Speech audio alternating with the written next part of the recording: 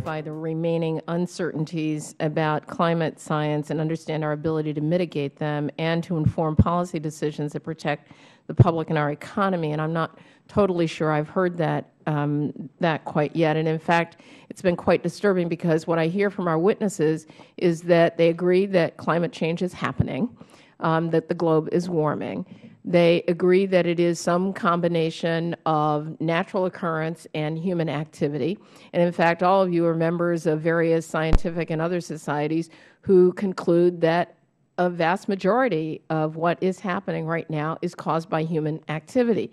And yet here we are with one of our witnesses saying, well, let's just wait and, invest down the line to get cheaper technology, green technology that helps us mitigate some of our concerns, and that's really disturbing to me.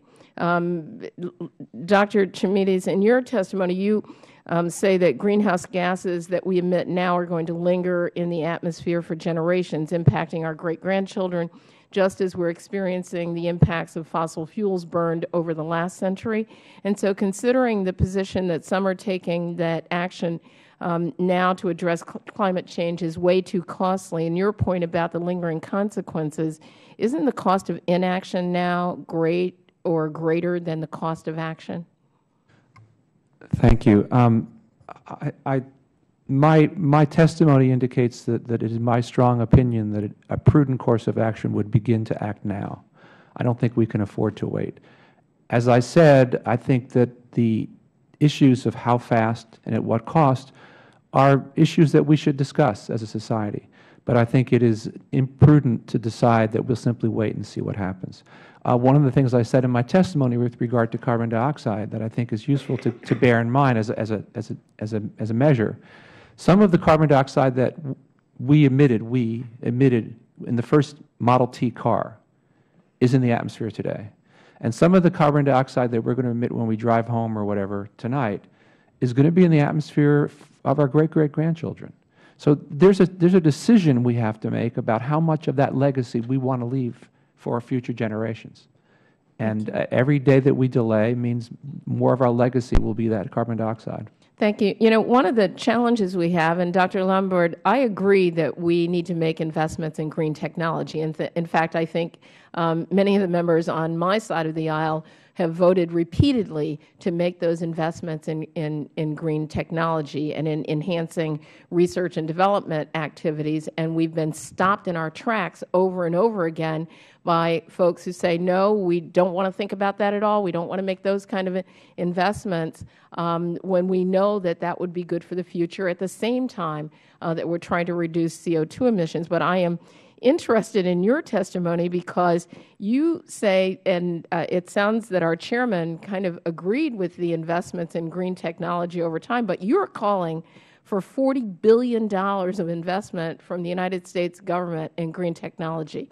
And I'm going to tell you, you go lobby that side of the aisle and see if you can find $40 billion for that kind of investment, because I rather doubt that can happen, and especially in this constrained environment. And so wouldn't you agree that there has to be some sort of balance that says we have to both reduce our current emissions, the United States has to take a lead on doing that, try to encourage as much as possible China and India. We know what those contributions are, but we have a little bit of skin in that game. And we have to invest in green technology. But to think that we're going to somehow come up with the magic $40 billion to do that, I think is, well, it's foolhardy.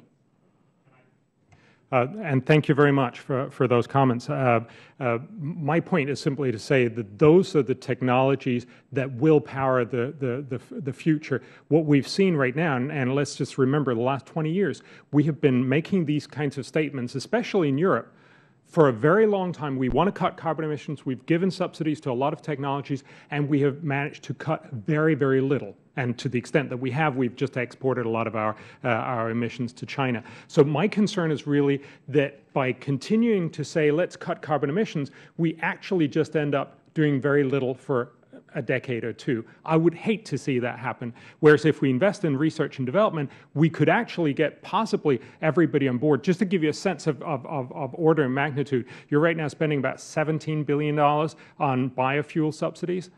That would probably be a good thing to cut. I'm sure I'm going to offend somebody here.